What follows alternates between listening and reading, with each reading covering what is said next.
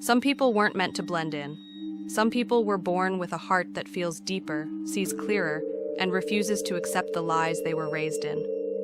If you've ever been the black sheep, the one who felt everything, the one who carried the weight no one else would acknowledge, you're not broken. You're an empath. You're chosen. This is your place, your clarity, your awakening. Welcome to the Empath Code. Messages for the ones who see what others fear and rise from what others deny. Let's begin.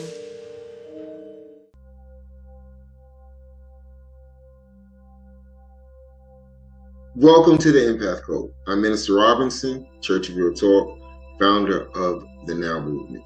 No other way but forward. The Empath Code is a new series that we came up with because we thought it to be very important that we give empaths the tools that they need to navigate and survive toxic and narcissistic relationships. The narcissist actually targets empaths. The reason being is because the empath wants to heal things. The empath wants to fix things. The empath basically just wants to love and be loved. The narcissist takes full advantage of that. What we're doing with this series is we are going to give you, the cheat code, the playbook to navigate through life so that you can spot and stop and most importantly survive narcissistic relationships, so that you can see the world for what it truly is and just turn off that instinct when it puts you in danger. Turn off that instinct to try to fix everyone around you, because I'm going to tell you the truth, some people can't be fixed. The first episode, guess what we're talking about? We're talking about flying monkeys. The army recruited by the narcissist to help smear and diminish the empath even further once the empath starts to awaken. So with that being said, let's get started with the Empath Code. There's something survivors don't talk about enough. Not because it isn't important, but because it hits a very specific type of nerve. I'm talking about the flying monkeys. The people a narcissist sends to watch you, shame you, pressure you, or keep you confused long after the relationship is over. If you've ever dealt with a narcissist, you've dealt with their backup dancers. A flying monkey is anyone the narcissist recruits to carry their message, enforce their narrative, or do the emotional labor they don't want to do themselves. These people don't always look malicious. Some think they're being helpful. Some think they're being neutral. Some believe the narcissist's story more than your truth. Most survivors think flying monkeys show up because they finally left, but that isn't the real reason. Flying monkeys appear the moment the narcissist realizes your empathy is powerful and they can weaponize it to maintain control. They act like an emotional surveillance system. They are the narcissist's intimidation team and image management crew, all while pretending they're just checking in. Flying monkeys don't appear out of nowhere. They're groomed long before the relationship collapses. Narcissists prepare the environment through preemptive storytelling. They quietly frame you as unstable, emotional, or hard to deal with. So when the truth comes out, people already believe they understand the situation. They also build a polished reputation. They present themselves as calm, reasonable, put together, even noble. People love a polished illusion, and narcissists know how to perform it. Then comes selective vulnerability. The narcissist opens up just enough to seem honest, but never enough to reveal who they truly are. They paint themselves as misunderstood or wounded, and people fall for it because it feels intimate. And finally, triangulation. They pull others into your relationship through little comments, subtle comparisons, and whispered concerns. By the time things fall apart, the flying monkey network is already built, already conditioned, and already invested in protecting the narcissist's version of reality. Flying monkeys don't know the whole story. They only know the edited version the narcissist rehearsed for them. Couple of very important parts that Amaris talked about. The flying monkeys are actually recruited before the relationship collapses. And this is so freaking true, because one of the painful aspects of breaking free, coming out of the fog and realizing that you were someplace that you didn't belong, is that everything takes place in hindsight. You saw when it was happening. I saw when the Flying Monkey Army Brigade was being created. I saw it. I heard the conversations on the phone. I saw the dog whistle moments where they would be on the phone or they would be talking to someone, and then all of a sudden they would cover the phone and say something just to trigger me so that I would get upset. Usually I would say, I don't care who's on the phone, you shouldn't have did that. And as I'm walking away, I would hear, see, I have to deal with this every day. You know, he's becoming so unstable. It's important that we realize that our nervous system has been put there for a reason, and we need to start paying attention to it. Again, regrettably, the narcissist is very good at what they do. The love bombing stage, so intense. I said this once before, you start telling your nervous system, hey, shut the hell up, I'm having a great time here. I have met my soulmate, while your nervous system is telling you, no, you just met your pet demon. We have to sometimes pull back and pause so that not everything is in hindsight. Everything happens in the present moment. Whenever I say in hindsight, I basically say I missed the cue. I missed the opportunity. I missed that chance to gain knowledge and understanding. The flying monkeys, in a sense, and we're going to get into that, in a sense, they're not all to blame. The narcissist is very good at what they do. They play victim. That gives someone the opportunity to be savior. They play hurt. That gives somebody the opportunity to try to help them heal. They act as if they're in a corner, which makes someone want to be their protector. Now, don't get me wrong, there are some flying monkeys, they're usually the first to be enlisted are the ones that really didn't like you. The narcissist knows. They know those people that are close to you that really don't like you, that are envious of you, that are jealous of you. And they just go ahead and plant those seeds in their heads. So that way, when the discard happens, they've got a whole army for a war that you didn't even know that was coming. You thought, I'm out, I'm done, I'm free. No. The narcissist doesn't give up power that easily. And if it lasted longer than a few months, if you went into the year stage, the decade stage, you were what they considered prime grade A supply. They played with your emotions every chance that they've got to make the emptiness inside of them feel not as empty. But let's move on to the next section. Flying monkeys aren't just individuals. They are part of a larger system that keeps the narcissist's identity intact. They exist because the narcissist needs an audience to maintain the lie. And there are a few reasons people fall into these roles. The first is psychological comfort. It is easier for people to believe the narcissist's polished image than confront the truth. Admitting the truth would require them to admit they were fooled, and most egos cannot handle that level of discomfort. The second is social reward. Narcissists know how to make people feel important. They give out attention, validation, compliments, or access, and some people will defend them just to keep receiving those crumbs.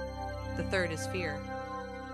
Some flying monkeys know exactly how dangerous the narcissist is, but they stay compliant because they don't want to become the next target. They choose safety over integrity. But the biggest reason flying monkeys exist is cognitive dissonance. If they believe your truth, they have to face that they helped someone harm you. They have to admit they ignored red flags. They have to accept that the person they admired was an illusion. Most people can't handle that level of internal conflict. So instead of confronting the reality, they attack the person who exposes it. Not because you're lying, but because believing you would cost them too much psychologically. And there are different types of flying monkeys you'll encounter. The well-meaning helper truly believes they're supporting both sides and doesn't realize they're being used. The fixer wants everyone to get along and will tell you both sides matter, even when one side is abusive. Then you have the loyalist, who idolizes the narcissist. Their loyalty isn't to truth, it's to the illusion. The opportunist gets something from the narcissist, status, access, or benefits, and protects them because it serves their interests. And the most dangerous one is the covert narcissist flying monkey. They hide in plain sight. They smile in your face while they smear you quietly, sabotage you subtly, and escalate chaos behind the scenes. These are the ones who can burn down your life and still look innocent while doing it. See, one of the things as empaths that we have a hard time grasping is that there are people that are just evil to be evil. This is why I call this spiritual warfare. When you look at how the narcissist recruits these people, they use all kinds of leverage, and they know which leverage to use for each person, each situation. And these people are brought into the fray, the conflict, for no other reason but to protect the mask of the narcissist. See, they've got an image to uphold, and they will burn down a whole building with people in it to ensure that that image stays the way that they have projected it. So you, my good friend, the empath who has started to realize the truth, who has started to see through the mask, you are the narcissist's biggest threat. This is why they must recruit an army. Now, when you look at the dynamic of that, that kind of shows you just how powerful you are.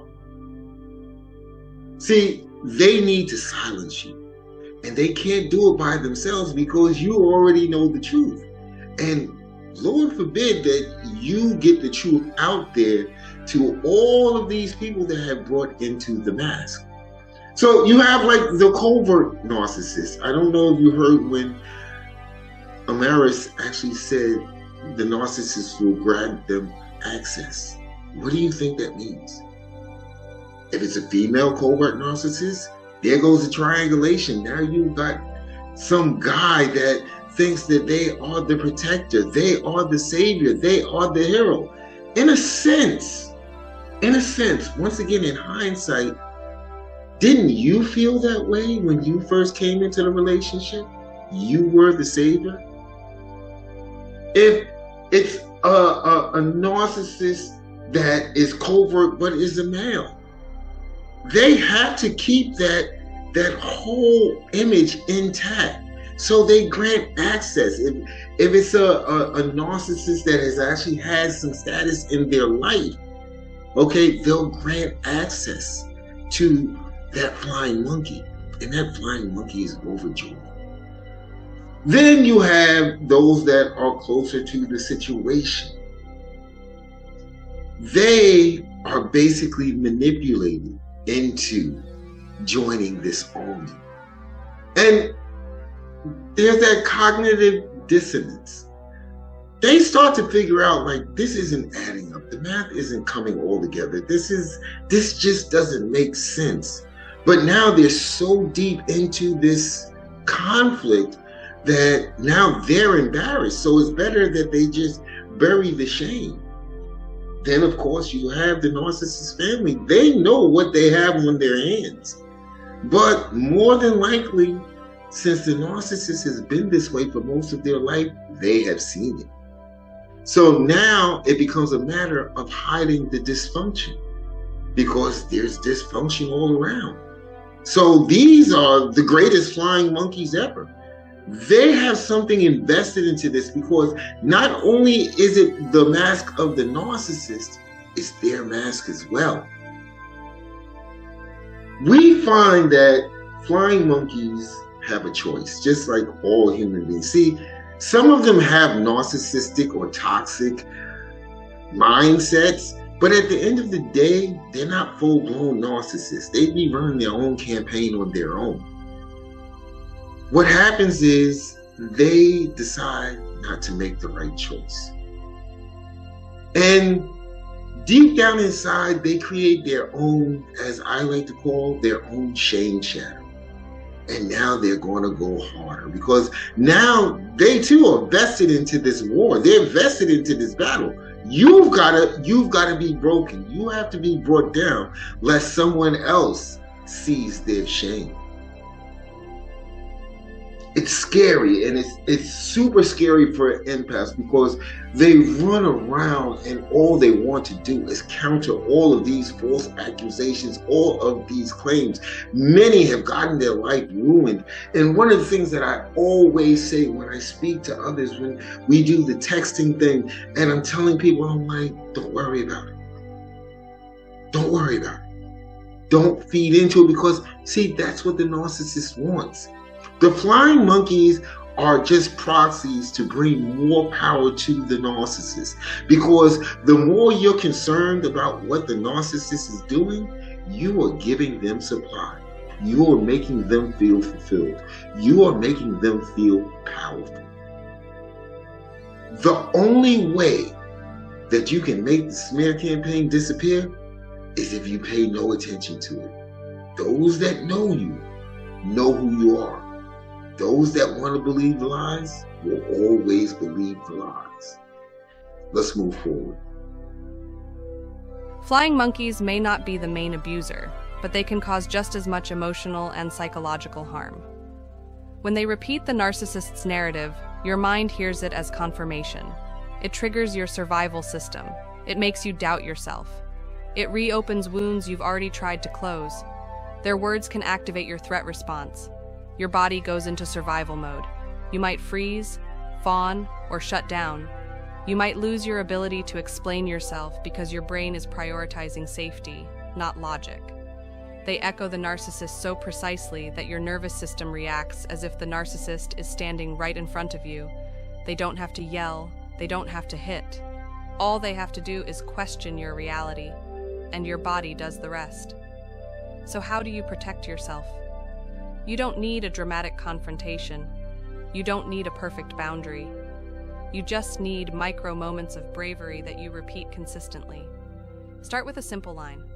I'm not discussing this. That's enough. No explanation, no justification, no debate. If they keep pushing, disengage with short, closed responses. Okay, noted. Take care. Don't give them fuel, don't feed the narrative. Use gray rock when needed. Keep your tone neutral, your face calm, your energy low. Become uninteresting. Let them run out of steam. Create micro-distance. Little by little, reduce their access to you. Your time, your emotions, your vulnerability. You don't owe them closeness. Put your nervous system first. When you feel triggered, place a hand on your chest. Breathe slow and steady, and remind yourself, we are safe. Their opinion is not the truth.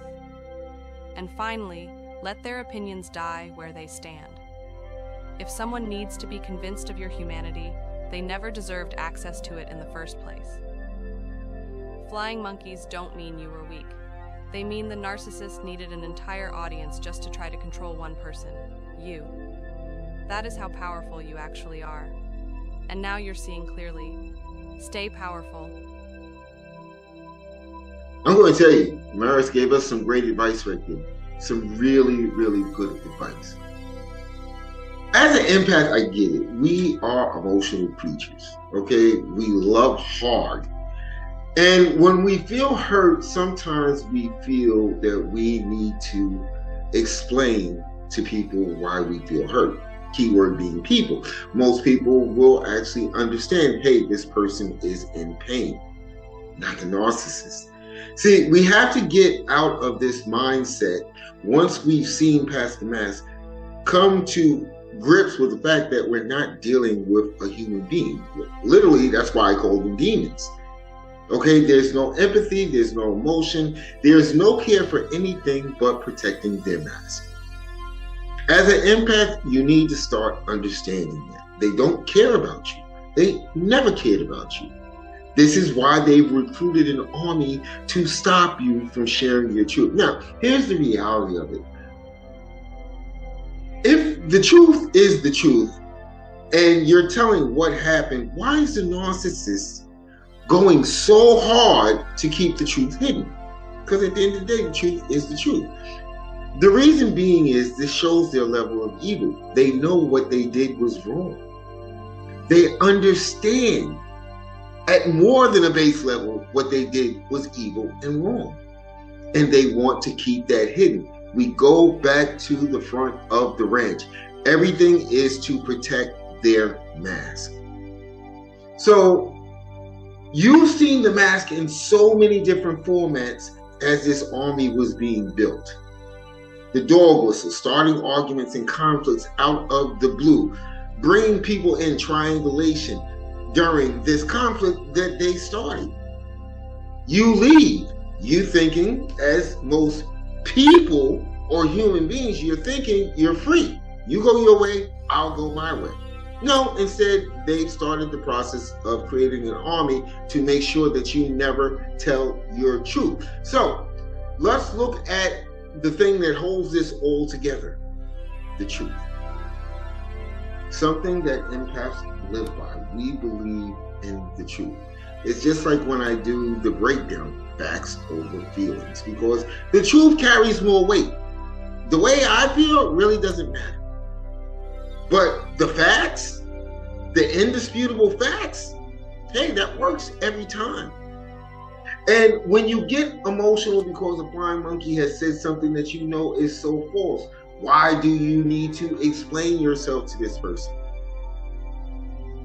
Once someone comes to you with that, oh, by the way, they said that you did this, this, and this, and then they pause and look in your eyes, they're looking for drama. Because they need that drama to fly back to the narcissist and tell them your reaction. If you have dealt with a smear campaign, do me a favor, just briefly, without putting too much personal information, what was the best way that you were able to deal with it? How did you overcome it? I'm going to tell you, 99% of people that find themselves in narcissistic relationships are indeed empaths. I guess in between new supply really doesn't count, because they're just there to validate the mask. Okay, narcissists, they figured out, like, damn, I got rid of that supply too quick. What am I going to do now? They go into fear mode. They need that admiration. So that's what they do. They go find someone to fill that gap. Once that person no longer fills that gap, they've got two choices. A, you can become a flying monkey, or B, you know what? This really isn't working. You're not what I thought you would be. Listen, if I helped in any way, okay, do me a favor, go ahead, subscribe. I would love that. I would love that. If you stop by the website, thechurchofrealtalk.com, there are so many resources, free resources, to help you get through this. My goal for this year is not to drag this whole trauma bond thing into 2026. What I want to do is I just want to have a bunch of foot soldiers, part of this movement, part of the Now movement, to, just like they created an army, we're going to create an army to pull people out of the fog. And if you're an empath, that resonates with you, because you always want to be of assistance, and you always want to be able to help those that are hurting. And now you have the opportunity to do that. And it's kind of like the universal flip side of what the narcissist does when they enlist their brigade of flying monkeys. We're not flying monkeys. We're pulling people out of the fog.